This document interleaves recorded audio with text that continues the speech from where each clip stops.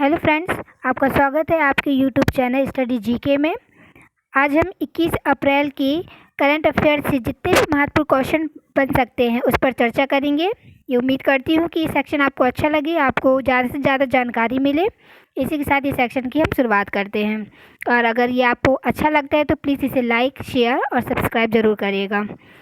तो आज का पहला क्वेश्चन है, किस राज्य सरकार द्वारा 18 वर्ष से अधिक आयु वालों को निःशुल्क टीकाकरण का फैसला किया गया है? तो यहाँ आपका राइट आंसर हो जाएगा option number B, Uttar Pradesh. Uttar Pradesh के मुख्यमंत्री योगी आदित्यनाथ द्वारा 1 मई से तीसरे चरण के टीकाकरण में 18 वर्ष से अधिक आयु वर्ग के लोगों को निःशुल्क टीकाकरण का फैसला किया गया है और ये फैसला कोविड पैंडेमिक के बढ़ते संक्रमण को देखते हुए लिया गया है, जो कि काफ़ी अहम हो जाता है क्योंकि जितना ज़्यादा वैक्सीनेशन होगा उतना ज़्यादा कोविड-19 महामारी के बढ़ते खतरे को, बढ़ते संक्रमण को रोका जा सकता है। तो यहाँ आपका राइट आंसर क्या हो जाएगा? Option number B, Uttar Pradesh.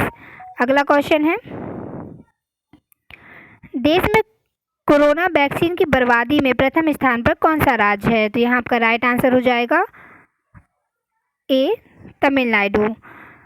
हाल ही में केंद्र सरकार द्वारा ये जानकारी दी गई है कि तमिलनाडु में सर्वाधिक कोरोना वैक्सीन की बर्बादी हुई है। कोरोना वैक्सीन की बर्बादी में प्रथम स्थान पर है और दूसरा स्थान हरियाणा को बताया गया है और गोवा, केरल, बंगाल, हिमाचल प्रदेश जैसे राज्यों में वैक्सीन की बर्बादी को शून्य स्तर पर बताया गया है।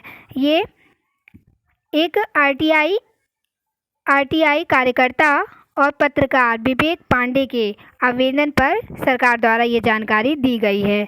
यह वाकई में एक हमारे देश की एक विचारणीय विषय हो जाता है कि जिस तरीके से कोविड-19 बढ़ रहा है और जैसा कि आप देख रहे हैं कि ऑक्सीजन की मांग बढ़ रही है और उसकी आपूर्ति नहीं हो पा रही है, ऑक्सीजन की कमी देखी जा रही है ना। इसी प्रकार रेमडेसिविर जो दवाई है उसमें भी कमी देखी जाए, उसकी भी आपूर्ति सुनिश्चित नहीं हो पा रही है और ऐसे मामले में, ऐसे हालात में भी अगर कोरोना वैक्सीन इस तरीके से बर्बाद की जाती है तो ये वाकई में ही हमारे देश के लिए, हमारे नागरिकों के लिए काफ़ी खतरनाक हो सकता है। ठीक है, तो हम ये उम्मीद करते हैं कि सरकार ज़्यादा से ज़्यादा कोरोना वैक्सीन का उत्पादन करे और कम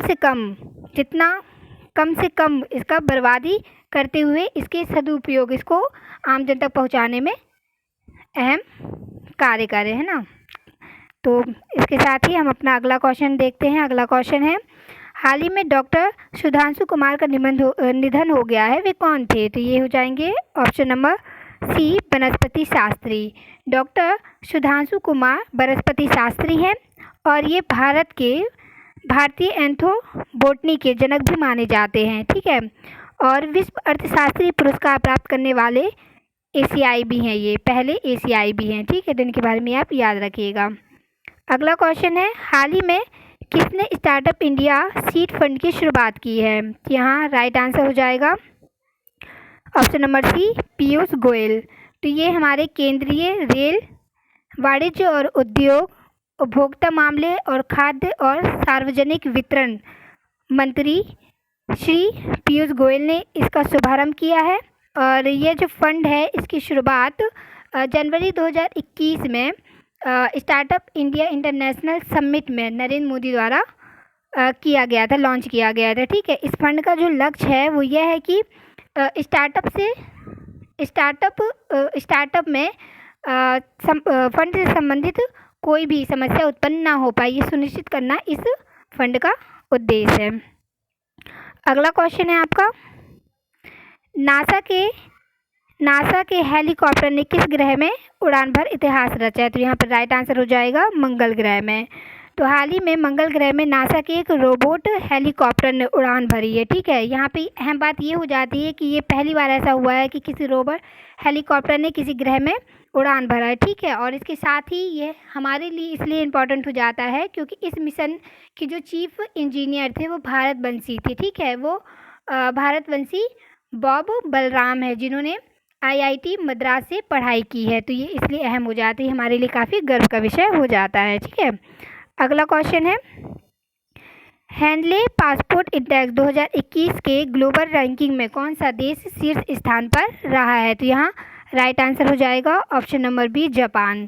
ठीक है, जापान हैंडले पासपोर्ट इंडेक्स 2021 में प्रथम स्थान पर है। और इसका स्कोर क्या है? इसका स्कोर है 193। ठीक है, यहाँ अगर हम बात करें कि हैंडले पासपोर्ट इंडेक्स है क्या, तो हैंडले पासपोर्ट इंडेक्स जो है वो दुनिया की सबसे शक्तिशाली पासपोर्टों को प्रस्तुत करता है। ठीक है, यह पासपोर्ट धारक जो होते हैं वो बिना किसी वीज़ा के प्रवेश कर सकते हैं। ठीक है, तो यहाँ पे अगर हम बात करें जैसे कि जापान की, तो जापान का यहाँ पे वीज़ा मुक्त स्कोर है 193। मतलब कि जो जापान का पासपोर्ट धारक है वो 193 देशों में बिना वीज़ा के प्रवेश कर सकता है। तो इस इंडेक्स में दूसरे स्थान पर सिंगापुर को रखा गया है और तीसरे स्थान पर दक्षिण कोरिया और जापान दोनों को रखा गया है। और इस इंडेक्स में अगर भारत की बात करें तो भारत का स्थान 84वां है। ठीक है, 84 पोजीशन पर है भारत और इसका स्कोर है 58। तो मतलब 58 देशों में भारत का पासपोर्ट धारक बिना वीज़ा के प्रवेश कर सकता है। तो ये आप ये याद रखिएगा। अगला क्वेश्चन है, धामरा नदी पर रोपैक्स जेटी प्रोजेक्ट को मंजूरी दी गई है। यह धामरा नदी किस राज्य में स्थित है? तो यहाँ राइट आंसर हो जाएगा option number C, Orissa. Orissa में है धामरा नदी और यहाँ पर रोपैक्स जेटी प्रोजेक्ट को मंजूरी दी गई है। तो ये रोपैक्स जो है, रोपैक्स का फुल फॉर्म है, आप याद रखिएगा, रोल ऑन या रोल ऑफ पैसेंजर। ठीक है, इस प्रोजेक्ट के तहत क्या होगा? तो इस प्रोजेक्ट में उड़ीसा के भद्रक जिले में कनाली और केंद्रपाड़ा जिले को जोड़ने के लिए ये परियोजना लॉन्च की गई है। ठीक है, इसमें क्या होगा? तो इस परियोजना के तहत यात्रा का जो समय है वो 6 घंटे से घटकर मात्र 1 घंटा रह जाएगा। ठीक है, तो ये काफ़ी महत्वपूर्ण योजना हो जाती है। इससे व्यापार वाणिज्य में काफ़ी ज़्यादा इजाफा होगा। ठीक है, तो अगला क्वेश्चन है आपका, हाल ही में विश्व यकृत दिवस कब मनाया गया? तो ये मनाया गया है ऑप्शन नंबर बी, 19 अप्रैल को। प्रत्येक वर्ष 19 अप्रैल को विश्व यकृत दिवस मनाया जाता है। ठीक है, और विश्व यकृत दिवस मनाने का जो इस वर्ष की जो थीम है वो है अपने यकृत को सुरक्षित और रोग मुक्त रखें। ठीक है, ये इसका थीम हो जाएगा। और ये क्यों मनाया जाता है ये दिवस? तो ये यकृत से संबंधित रोगों के बारे में जागरूकता फैलाने के लिए प्रत्येक वर्ष 19 अप्रैल को मनाया जाता है। ठीक है, और हमारे यहाँ इसका आयोजन कौन करता है? तो हमारे यहाँ केंद्रीय स्वास्थ्य और परिवार कल्याण मंत्रालय द्वारा इसके समारोह का आयोजन किया जाता है। ठीक है, तो अगला क्वेश्चन है, हाल ही में ट्रिब्यूनल सुधार तर्क संगतता और सेवा की शर्तें अध्यादेश 2021 को किसने लागू किया? तो यहाँ राइट आंसर क्या होगा?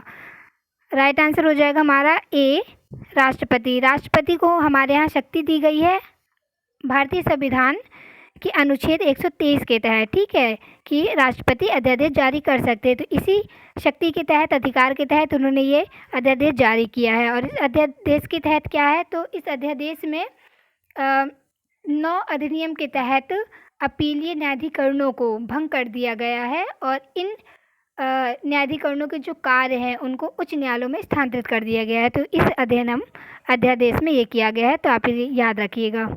अगला क्वेश्चन है, पीएम मोदी के किस देश की यात्रा को हाल ही में रद्द कर दिया गया है? तो यहाँ राइट आंसर क्या होगा? पुर्तगाल। ठीक, ऑप्शन नंबर सी, पुर्तगाल। पुर्तगाल में भी नरेंद्र मोदी की यात्रा थी, विदेश यात्रा थी, जिसे कोरोना महामारी कोविड-19 महामारी के चलते रद्द कर दिया गया है। तो आज उम्मीद करती हूँ कि आज का करंट अफेयर आपको अच्छा लगे, तो आप इसे लाइक, शेयर और सब्सक्राइब ज़रूर करिएगा और आपको ज़्यादा अच्छा लगा होगा, उम्मीद है यही है। और इसी के साथ मैं आज विदा लेती हूँ और कोशिश करूँगी कि ज़्यादा से ज़्यादा आपको अच्छे और इम्पोर्टेंट क्वेश्चन आपके लिए मैं तैयार कर सकूँ, है ना। तो आज के लिए इतना ही।